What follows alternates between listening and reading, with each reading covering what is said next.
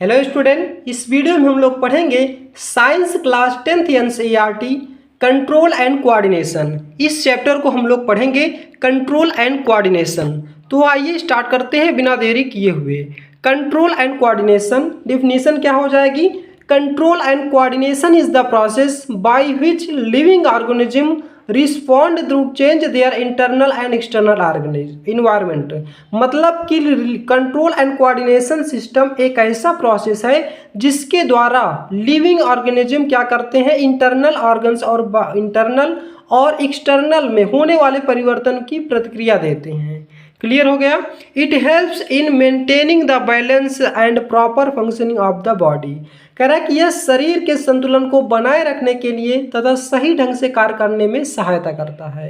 Clear हो गया? मतलब कि कंट्रोल एंड कोऑर्डिनेशन क्या होता है? यह बॉडी को चेंज करता है, इंटरनल और एक्सटर्नल को, और यह बॉडी को चेंज करके यह फंक्शन होता है इसका, जो हमारे बॉडी को क्या करता है, मेंटेन करने का काम करता है, बैलेंस करता है। क्लियर हो गया?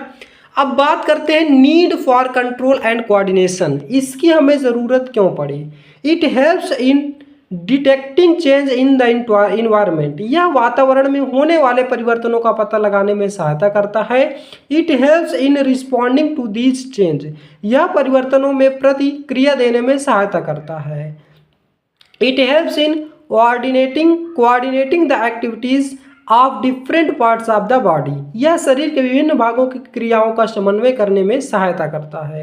It helps in maintaining the internal balance to the body. ये क्या करता है, अंतर के वाले पोर्शन को बैलेंस करने के लिए हेल्प करता है।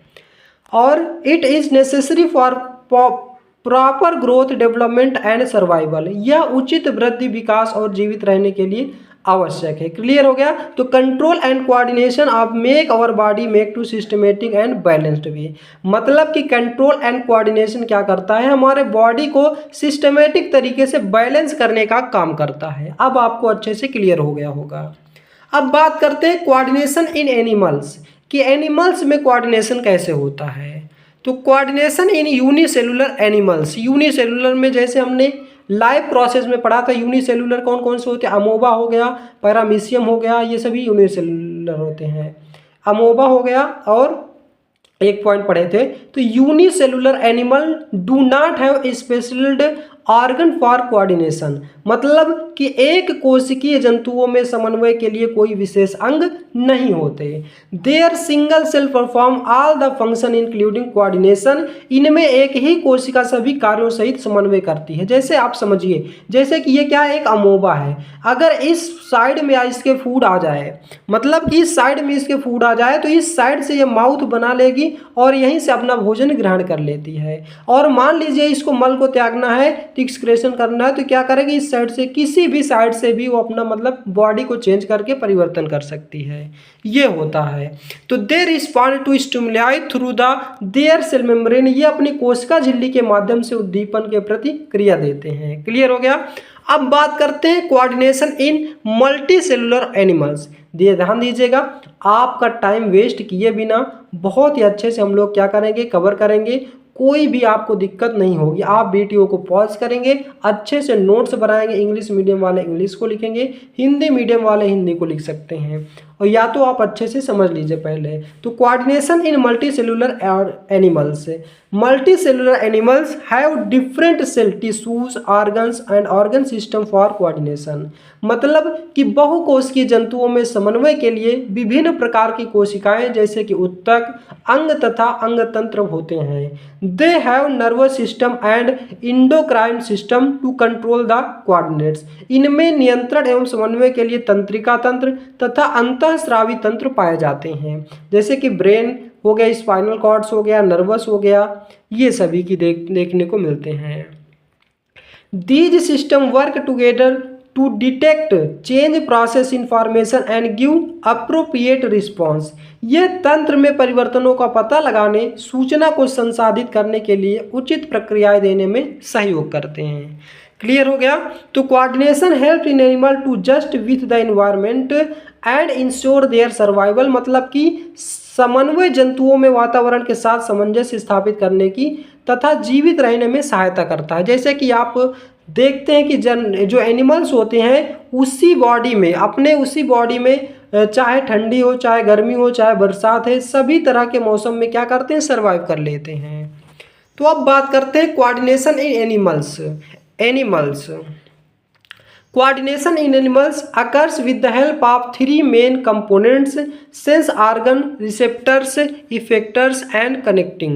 अब हम बात करते हैं ह्यूमंस में कैसे होता है। जैसे कि सेंस ऑर्गन, इसे हम क्या बोलते हैं, रिसेप्टर्स बोलते हैं। तो sense organ are the organ that detect the change the environment.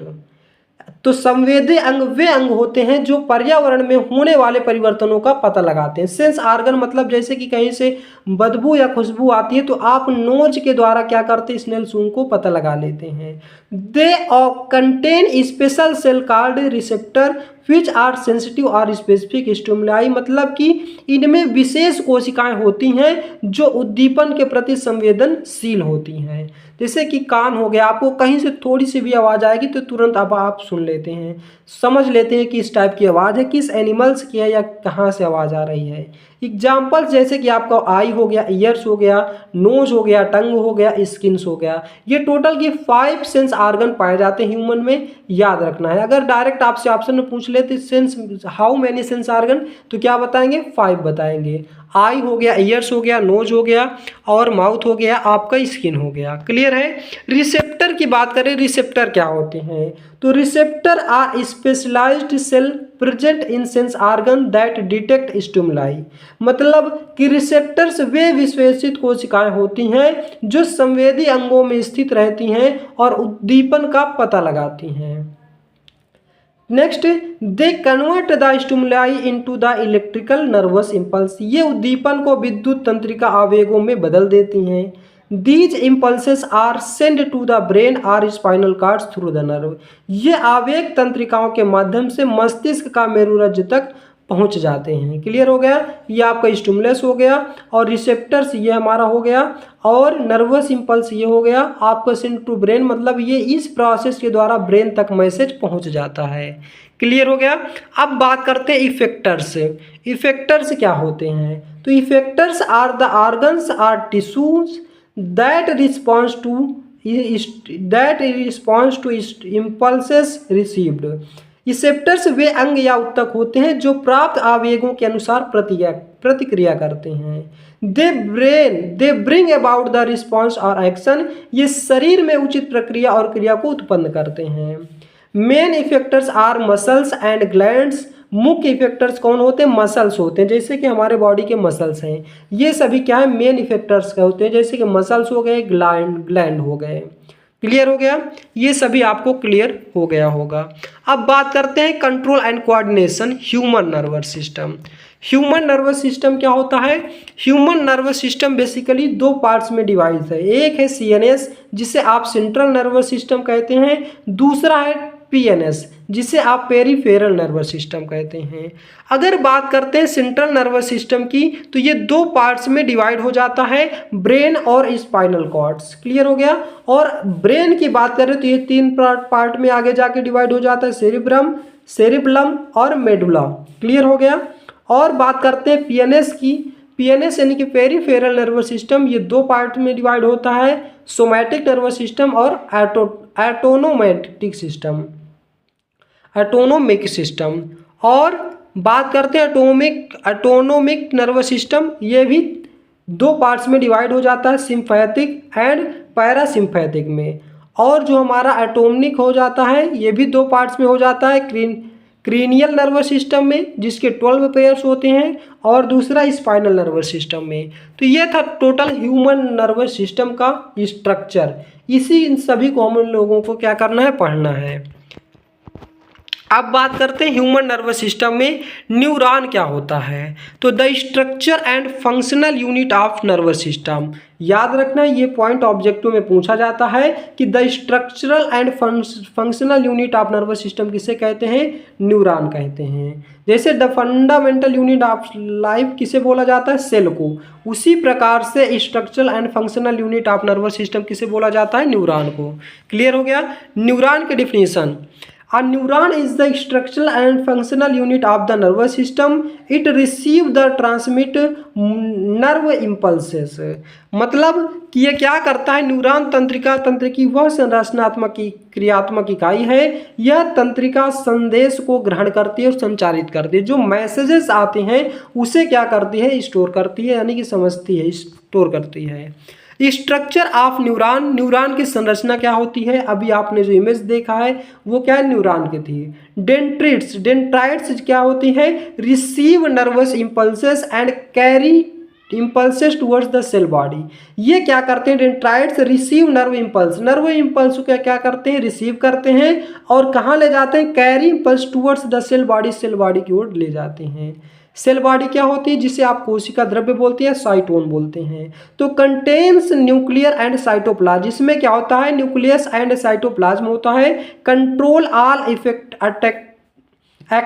Activities of neurons, ये क्या करता है, एक्टिविटीज को क्या करता है, न्यूरॉन की एक्टिविटीज को क्या करता है, कंट्रोल करने का काम करता है। क्लियर हो गया।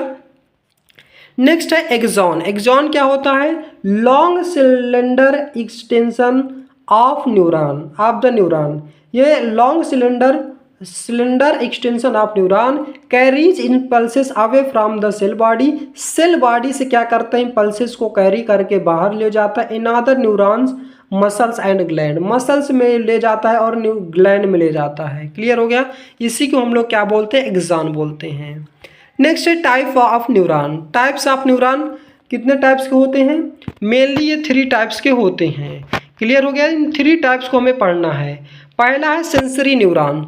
सेंसरी न्यूरॉन क्या होता है, carries nerve impulses from receptors to central nervous system. मतलब सेंस ऑर्गन कैरीज क्या करता है, इम्पल्सेस को रिसेप्टर से कैरीज करता है और ब्रेन तक ले जाता है। ब्रिंग इंफॉर्मेशन फ्रॉम आउटसाइड और inside to the body of the CNS. Central nervous system में क्या करता है, बाहरी और आउटर इंफॉर्मेशन को क्या करता है, इनसाइड अंदर या बाहर ले जाने का काम करता है। इसे हम क्या बोलते हैं, सेंसरी न्यूरॉन बोलते हैं। क्लियर हो गया। अब हम बात करते हैं मोटर न्यूरॉन। ये आपको इमेज ध्यान से देख लेना, ये इमेज आपको जरूर बनाना है जब भी आपसे न्यूरॉन पूछा जाएगा। मोटर न्यूरॉन किसे बोलते हैं, जिसे प्रेरक न्यूरॉन बोलते हैं। Carries nerve impulses from central nervous system to muscle और ग्लैंड। ये क्या करता है, central nervous system carries impulses को क्या करता है, कैरी करता है, कहाँ ले जाता है, मसल्स और ग्लैंड में ले जाता है। Sends command from CNS to perform specific action. और ये क्या करता है, कमांड्स देता है सीएनएस को परफॉर्म स्पेसिफिक एक्शन करने के लिए, किसी कार्य को करने के लिए। क्लियर हो गया। अब बात करते हैं इंटर न्यूरॉन क्या होता है, संयोजी neuron connect sensory neurons and motor neurons with in a central nervous. ये क्या करता है, सेंट्रल नर्वस सिस्टम से क्या करता है, कनेक्ट करता है, किसे, सेंसरी न्यूरॉन और मोटर न्यूरॉन को, और helps in processing integration and coordination of information. और ये क्या करता है, प्रोसेसिंग मतलब किसी कार्य को करने के लिए इंफॉर्मेशन, और इन्फॉर्मेशन को मतलब इंटीग्रेट करने के लिए, प्रोसेसिंग करने के लिए इसमें हेल्प करता है, मदद करता है। How does a neuron function, इसके फंक्शन क्या होते हैं। तो dendrites receive stimuli from receptors to other neurons. The impulses travels towards the cell body processes the information and decide the appropriate response. The impulses carry away from the cell body through the axon. आप 3 से 4 point आप यहाँ से याद कर लेंगे, बस सभी को नहीं याद करना है। Axon terminals from snap with the next neuron muscles और gland to pass the impulses. Next है the message transmitted through the body और brings a suitable response. Clear हो गया। अब बात करते हैं सेंट्रल नर्वस सिस्टम, जिसे आप सीएनएस बोलते हैं, मोस्ट इंपॉर्टेंट हो जाता है। तो the central nervous system is the main control system of the body. It consist of the brain and spinal cords. It receive the information from different part of the body, processes and the send instructions to produce appropriate response. ये क्या करता है, केंद्रीय तंत्रिका शरीर का मुख्य नियंत्रण तंत्र है। यह मस्तिष्क और रीढ़ की हड्डी में शामिल होते हैं। ये शरीर के विभिन्न भागों से जानकारी प्राप्त करते हैं और उसका प्रसंस्करण करता है और उचित प्रतिक्रिया देने के लिए निर्देश भेजता है। मतलब कि जो हमारा खोपड़ी होती है उसके नीचे वाली पोर्शन, ये इसी को हम लोग क्या बोलते हैं, सेंट्रल नर्वस सिस्टम बोलते हैं। यही क्या करता है, इंफॉर्मेशन को कंट्रोल करता है और मेन मतलब शरीर के मेन सिस्टम होता है, मुख्य भाग होता है। ह्यूमन ब्रेन क्या होता है? The human brain is control centre of the body. ये पूरी बॉडी का कंट्रोल सिस्टम है human brain. It is a soft spongy and highly complex organ protected by the school. ये क्या करता है, यह एक नरम स्पंजी और अत्यधिक जटिल अंग है जिसकी रक्षा खोपड़ी द्वारा की जाती है। It is control all the activities of the body, thinking, memory, intelligence, emotion and coordination. और ये शरीर की सभी गतिविधियों जैसे कि सोच, स्मृति, बुद्धि और भावनाओं को नियंत्रित करता है। और मतलब सब कुछ यहीं से, हमारा पूरी बॉडी का कंट्रोल कहाँ से होता है, इसी ब्रेन से होता है। अब टाइप्स ऑफ ह्यूमन ब्रेन के 3 टाइप्स होते हैं। पहला है फोर ब्रेन जिसे आप अग्र मस्तिष्क बोलते हैं, दूसरा है मिड ब्रेन जिसे आप मध्य मस्तिष्क बोलते हैं, और तीसरा हिंड ब्रेन जिसे आप पश्चिम मस्तिष्क बोलते हैं। इनको हम लोग पहले पूरी डिटेल से पढ़ते हैं। जैसे कि फोरब्रम यानी कि अग्र मस्तिष्क क्या होता है, तो largest part of the brain, यह मस्तिष्क का सबसे बड़ा भाग होता है। Includes cerebrum, thalamus and hypothalamus. इसमें सेरेब्रम और थैलेमस और हाइपोथैलेमस जैसे पार्ट शामिल होते हैं। Cerebrum is the main thinking part. It controls intelligence, memory, learning and continuously या कंसिस्टेंसेस। मतलब सेरेब्रम सोचने, समझने और याद करने और इच्छा शक्ति, चेतना को नियंत्रित करता है। Thalamus act the relay station for sensory impulses. यह थैलेमस सभी इंद्रिया उत्तेजनाओं को रिले करने में कार्य करता है। Hypothalamus control the body, temperature, hunger, thirst, sleep and emotion. और यहीं पे लव हो गया आपका, जो आप प्यार करते हैं, कहते हैं मुझे प्यार हो गया, तो ये क्या करता है, हाइपोथैलेमस ही कंट्रोल करने का काम करता है। तो क्लियर हो गया, यानी कि फोर ब्रेन आपको क्लियर समझ में आ गया होगा। अब बात करते हैं मिड ब्रेन जिसे आप मध्य मस्तिष्क बोलते हैं। क्या होता है, small part located between the fore brain and hind brain. यह अग्र मस्तिष्क और पश्चिम मस्तिष्क के बीच का सबसे छोटा भाग है। Contains 2 parts, structure is called corpora quadrigemina. मतलब इसमें कार्पोरा और क्वाड्रिजेमिना नामक संरचनाओं का 2 जोड़ा होता है। Involve the reflex action related to the vision of hearing. यह दृष्टि और श्रवण संबंधित प्रतिवर्ती क्रियाओं को सहायक करता है। मतलब जो हम लोग सुनते हैं, सुनने के बाद हम जो रिएक्शन देते हैं उसी में क्या करता है, मिड ब्रेन हमारा हेल्प करता है। Controls movement of eyes, head, neck. और आँखों, गर्दन और गतिविधियों को, आँखों मतलब सिर के, जो आँख हो गया, गर्दन हो गया, इनकी गतिविधियों को कंट्रोल करने का काम करता है। और ये सभी के सभी पॉइंट क्या हो जाते हैं, मोस्ट इंपॉर्टेंट हो जाते हैं एग्जाम की दृष्टि से। अब बात करते हैं हिंड ब्रेन जिसे आप पश्चिम मस्तिष्क बोलते हैं। Located at the back side of the brain below the mid brain. आप एक मूवी देखे होंगे जिसमें बोलता है, क्या बोलते हैं कि उसके खोपड़ी पीछे साइड मारते तो बोलते हैं यहाँ मत मारो, उसे छोटा दिमाग होता है। सेम वही चीज़ है हिंड ब्रेन। यह मस्तिष्क के पीछे मध्य मस्तिष्क के नीचे स्थित होता है। Includes cerebrum, pons and medulla oblongata. मतलब कि इसमें सेरेब्रम, पोन्स और मेडुला ऑब्लंगाटा शामिल होते हैं। Cerebrum maintains balance, posture and coordination of muscles. Cerebrum शरीर का संतुलन और आसन तथा मांसपेशियों को नियंत्रित करता है। Pons acts the bridge between the cerebrum and cerebrum. Pons cerebrum के बीच में पुल का कार्य करता है। Medulla oblongata controls the vital involuntary functions like breathing, heart beat, blood pressure and swallowing. मतलब मेडुला ऑब्लंगाटा श्वसन, हृदय गति, रक्तचाप और निगलने जैसी अनैच्छिक क्रियाओं को नियंत्रित करने का काम करता है। तो ब्लड प्रेशर हो गया, या जितने भी इस तरह के कंपोनेंट्स होते हैं, या जितने भी इस तरह के गतिविधियां होती हैं, जो फंक्शन होते हैं उनमें कौन हेल्प करता है, हिंड ब्रेन सहायता करता है। तो क्लियर हो गया, ये 3 के 3 पॉइंट्स आपके क्लियर हो गए होंगे। वेरी मोस्ट इंपॉर्टेंट, अगर ह्यूमन ब्रेन पूछा जाता है तो ये तीनों पॉइंट्स आपको लिखने होंगे और बहुत ही इंपॉर्टेंट हो जाता है एग्जाम की दृष्टि से। अब बात करते हैं फंक्शन ऑफ ब्रेन। तो it controls and coordinates all body activities, यह शरीर के सभी क्रियाओं का नियंत्रण एवं समन्वय करता है। It receive information from sense organ and proceed it, कह रहा था कि यह संवेदी अंगों की सूचना प्राप्त करता है और उसका समाधान करता है। It controls voluntary and involuntary actions, यह ऐच्छिक और अनैच्छिक क्रियाओं को नियंत्रण करता है। कैसे, जैसे कि छींक आना आपकी क्या है, इनवॉलंटरी एक्शन है, आप रोक नहीं सकते हैं, जब भी आपकी छींक आएगी तो छींक आ जाएगी, वो अनैच्छिक क्रिया है। और ऐच्छिक क्रिया जैसे कि जो आप खुद से सोचते हैं। क्लियर, तो it responsible for thinking, learning, memory and intelligence, या सोचने, सीखने और स्मृति एवं बुद्धिमत्ता के लिए उत्तरदायी होती है। It maintains body balance and posture, यह शरीर का बैलेंस संतुलन रखने के लिए सहायता करती है। It controls vital activities like breathing and heart beat, यह श्वसन, हृदय गतिविधि और रक्षक क्रियाओं को नियंत्रित करने में हेल्प करती है। अब बात करते हैं स्पाइनल कॉर्ड्स। ये स्पाइनल कॉर्ड्स का फिगर है, ये मेडुला हो गया, ऑब्लिंगाटा हो गया, स्पाइनल कॉर्ड्स हो गया, वेरिब्रेटा हो गया और कॉलम हो गया। तो ये हो गया स्पाइनल कॉर्ड्स। स्पाइनल कॉर्ड्स क्या होता है, spinal cords is a long cylindrical and delicate part of the central nervous system.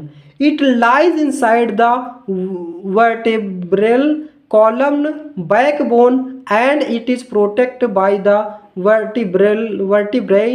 It extends from the base of the brain, medulla oblongata, to the lower back region L1 and L2 vertebra in humans। मतलब कि ये जो रीढ़ की हड्डी होती है इसी को हम लोग क्या बोलते हैं, स्पाइनल कॉर्ड्स बोलते हैं। इसी को हम लोग क्या बोलते हैं, स्पाइनल कॉर्ड्स बोलते हैं। और ये सेंट्रल नर्वस सिस्टम का सबसे मतलब बड़ा पार्ट होता है।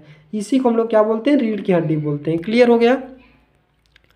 मेन पॉइंट्स जैसे कि it is about 43 to 45 centimetre long adult हल, मतलब ह्यूमन, जो एडल्ट ह्यूमन होते हैं उसमें लगभग 43 से 45 सेंटीमीटर लंबी होती है।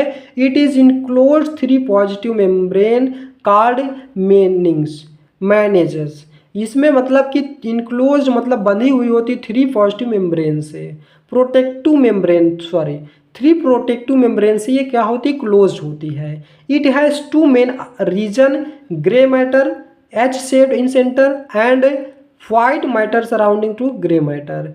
31 pair of spinal nerves arises from it, मतलब इसमें टोटल कितने पेयर होते हैं, 31 होते हैं। जैसे कि एक इस साइड, इसी प्रकार से 31 पेयर होते हैं।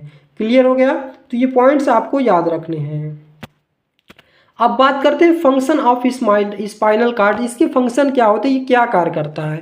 Act the pathway between the brain and the body, मस्तिष्क और शरीर के बीच तंत्रिका संदेशों का मार्ग है, मतलब कि सूचना भी पहुंचाता है। ये carries sensory impulses to the brain, संवेदी संदेशों को मस्तिष्क तक पहुंचाती है। जैसे कि हमारी बॉडी में कोई चीज़ टच करती है, हॉट या कोल्ड, तो इसको क्या करती है, वो तुरंत ब्रेन तक पहुंचा देती कि यहाँ पे मतलब कोई ठंडी चीज़ हमारे बॉडी को टच कर रही है। Carries motor impulses from the brain different body parts, मस्तिष्क से मोटर संदेश शरीर के भागों तक पहुँच जाती है। Acts as the centre of reflex action, प्रतिवर्ती क्रियाओं का केंद्र होती है। क्लियर हो गया। तो दोस्तों ये था हमारा part 1 control and coordination chapter का। नेक्स्ट पार्ट में हम लोग क्या करेंगे, इसके चैप्टर को कंप्लीट कर रहे होंगे। तो पार्ट 1 आपको कैसा लगा, इसका जवाब आप हमें कमेंट बॉक्स में देंगे। यदि आप हमारे चैनल पर नए हैं तो चैनल को सब्सक्राइब करें, वीडियो को लाइक करें और ज़्यादा से ज़्यादा शेयर करें। वीडियो को लास्ट तक देखने के लिए बहुत बहुत धन्यवाद। मिलते हैं नेक्स्ट वीडियो में। जय हिंद, जय भारत।